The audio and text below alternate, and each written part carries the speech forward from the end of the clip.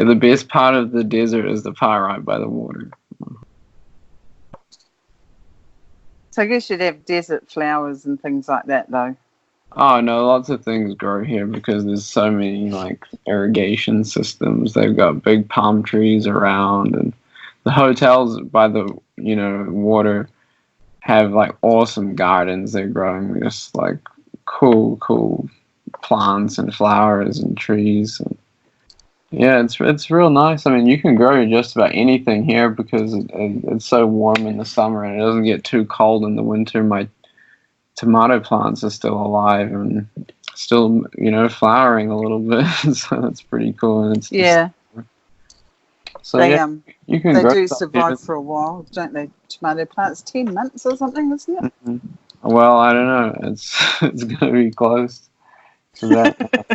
We'll see.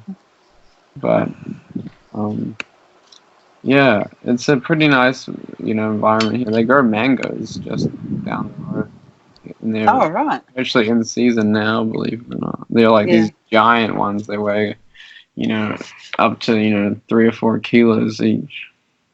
Really? Sorry, 3 or 4 pounds. Yeah. That's pretty big. Oh yeah, they're really big. We just get the little Australian mangoes, but they're They're beautiful and they're sweet. called peat mangoes. Oh, okay. Yes, I love mangoes. So right now we also have really good persimmons and pomegranates in season. Oh, I love persimmons. Oh yeah, Persimmons, yeah. yeah. Beautiful. At the local farmers market, they have like these really soft. I think they call them like Hitaya persimmons. They're like airdrop kind of shape, a water drop kind of shape. And Oh. they got them like 70 cents a pound, and they're like really soft. Like they'll just about fall apart in your hands. So cool. And they're nice in fruit salads because then you don't need like the sugary things, Like Uh-huh. in Australia, they have the beautiful tropical fruits too, but they don't grow persimmons like they do in New Zealand. But they have like the custard apples and things like that. And I think some people call them ugly fruit, but they're so beautiful and they taste like real custard. Obviously, that's where they got the flavour from, the fruit.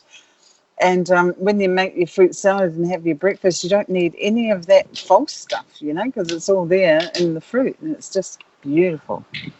Oh yeah, what I do is I just break them open in my hands and I just like eat it. But I close my eyes and I try to like taste as much of the fruit as I can because the consciousness of the fruit, is actually trying to communicate with you while you're eating it, and you can receive like tons of information, and it's like this whole being that's in like all the different persimmons everywhere, but then it's also in like an individual persimmon, and there's just like a ton of information, and you can just close your eyes and you really just enjoy it. And Yeah, yeah, it's cool because the fruits they want to be eaten. A lot of other foods, you might say don't, but the tree will put off all these extra fruits, and the fruits have actually told me and other people I know that they enjoy the experience of being eaten just as much as the person does,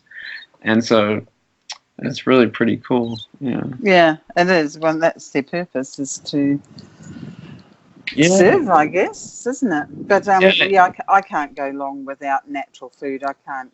My body starts to get withdrawals. So this has been going on a long time. My mum, when we grew up, like my mum never gave us lollies and stuff. We used to get raisins. Well, Yeah, that's other great. kids got lollies, and we used to get raisins and nuts and peanuts and things like that. And we used to think we were getting ripped off, really. But as we got older, you know, everyone's trying to change their diets, and we're always brought up. She used to let us have ice cream, but I can't remember chocolates and lollies, Yeah, that's around the great. place. Yeah, Yeah. that's really cool. It's like once I went to this boarding school for 6 months. I think I mentioned it on one of the other calls. 6 months we were like in the bush, living in like a tiny little village that was just owned by the school. And living there, we didn't get any of those crappy foods. And then when I left, I just didn't. I didn't never ate them again. I didn't want them anymore. Yeah, your body doesn't want them. Yeah. Mm-hmm. And your body starts craving for the natural stuff, which Mm-hmm. obviously is a natural thing, isn't it? Oh yeah, yeah. Hmm. Yeah, it's interesting how as your body becomes more natural, it's like it can be easier to kind of just like perceive things here, because a lot of people, they're completely numbed out to their body, so they're not really paying attention to what's going on the physical level, because they're not they're not feeling the effects of everything through their physical bodies. And Yeah, until it's too late, and then they start feeling the wrong effects. well, yeah, but that can take a long time, and then but I'm not just talking about the effects of their physical bodies, but the whole environment. Oh, okay, That yeah.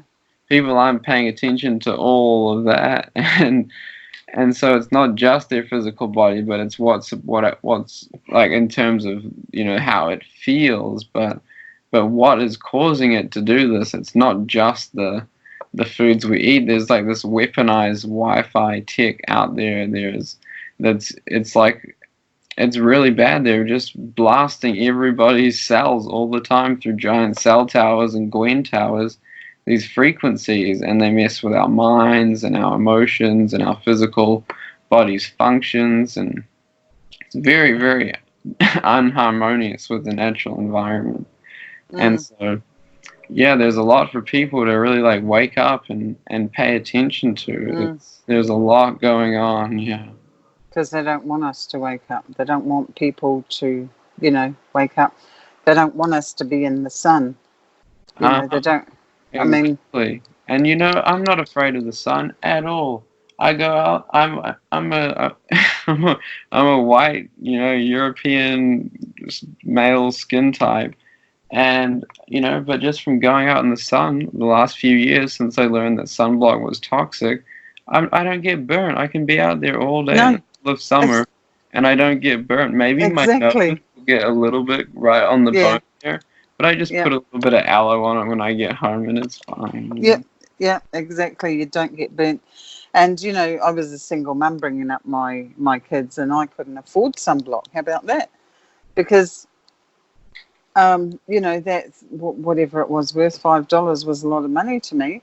And my daughter would put it on, go into the ocean, then it all wash off, and then put it on again. I thought, well, I can't afford that. Why don't you just have a long sleeve T-shirt? And so that's all she used to swim in. And it was interesting. Some of the parents actually followed, because it was just a waste of money putting sunblock on. And now my daughter does exactly the same with her son. She doesn't put sunblock on him. He has to wear long sleeve T-shirts and things, because it's instead of putting things in your skin, because that's the biggest organ on your body, isn't it? Uh-huh. Yeah, yeah, go straight into and straight through it, yeah. And yeah, it's just another way they're trying to scare people, that be afraid for the sun, which is really, the sun will give you more energy than just about doing anything else, Oh whether, yeah, I yeah, used to work in the sun, and I worked in the sun like 4 hours a day. And I tell you, I was like on a high. Like I'd go into the post office, I'd be happy as anything. Even though I used to feel like I was taller as well, and I knew it was just from working in the sun. And you could see all the grumpy faces and people who didn't want to stand in line to pay their bills. And and I remember I saw my girlfriend in the post office one day, and she goes, I said to her, "Hi, how you doing?" And she's like, "Why are you always so happy?" And I said, "Because I work in the sun." But yeah, that's what the sun does. It gives you that vitamin D, the vitamin A, the vitamin E that everyone wants to take pills for. And if you go into the sun, you get it.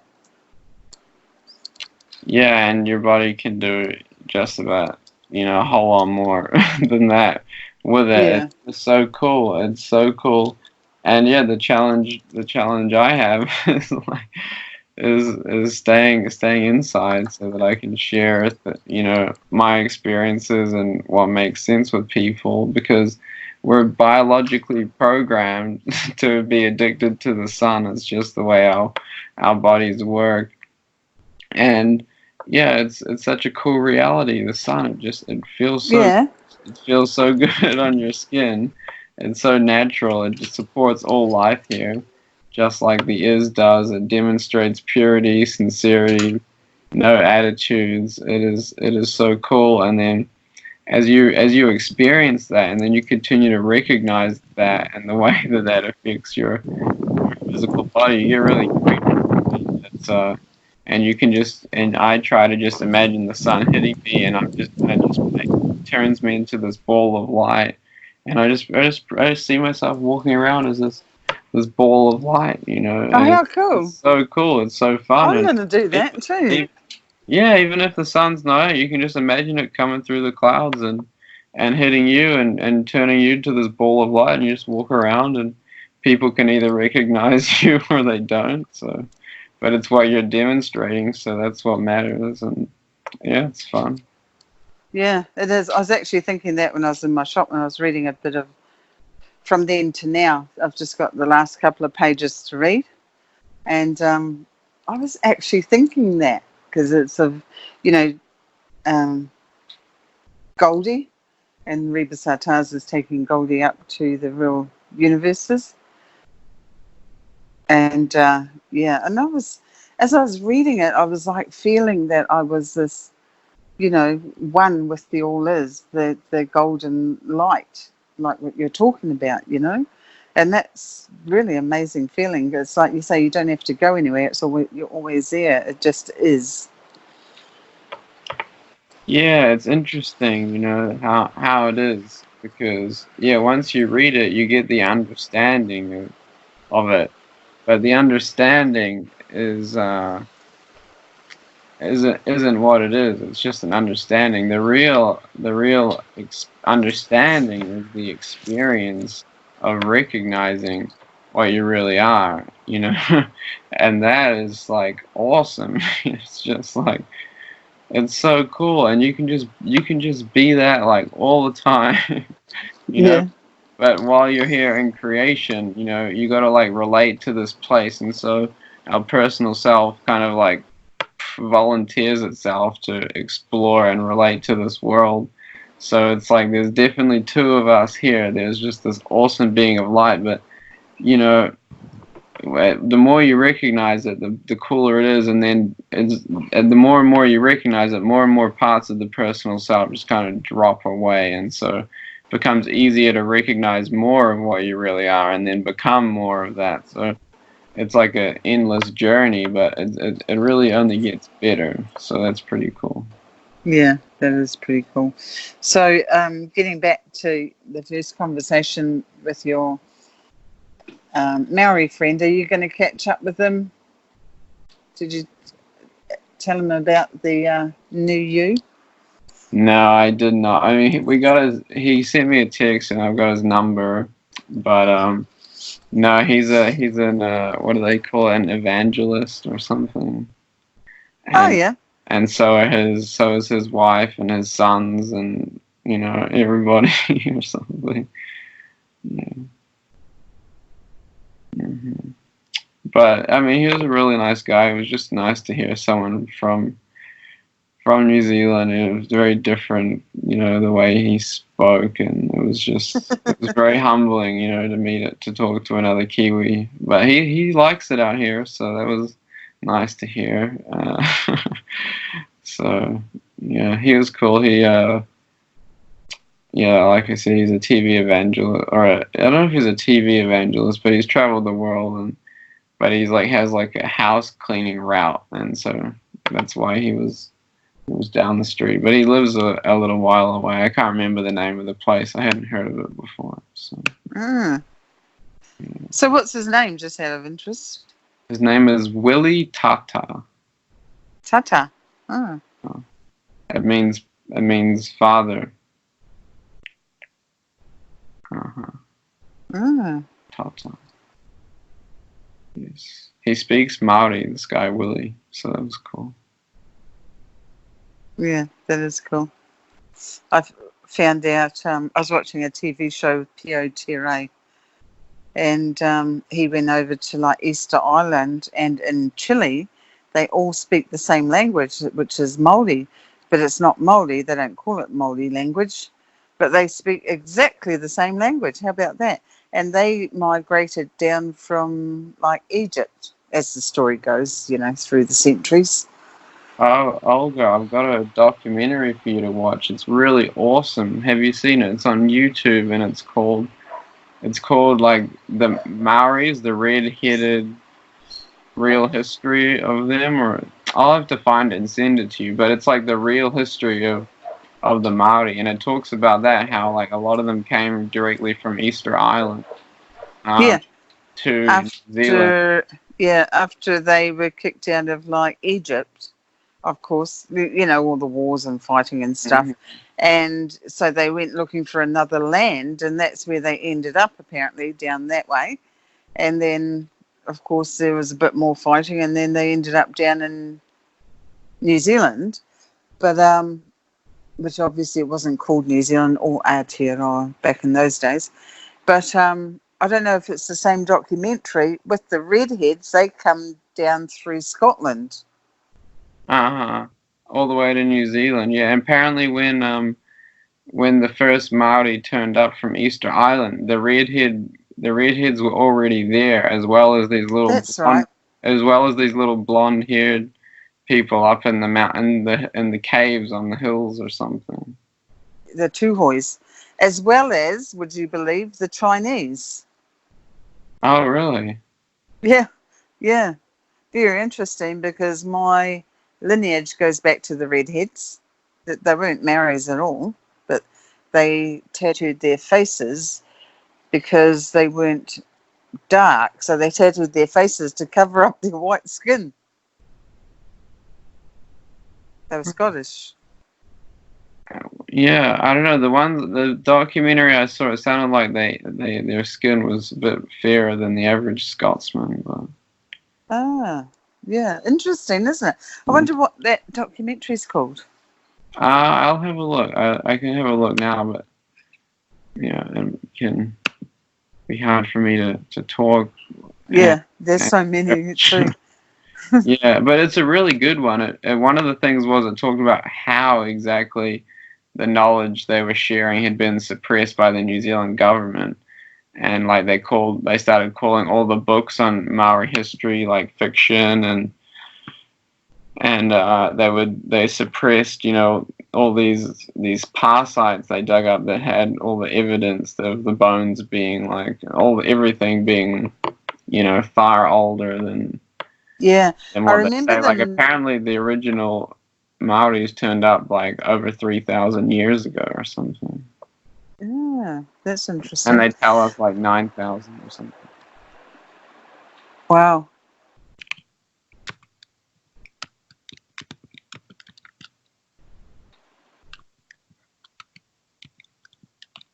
Yeah, because they weren't. So I wonder how they got the name Maori. Do you know what I mean?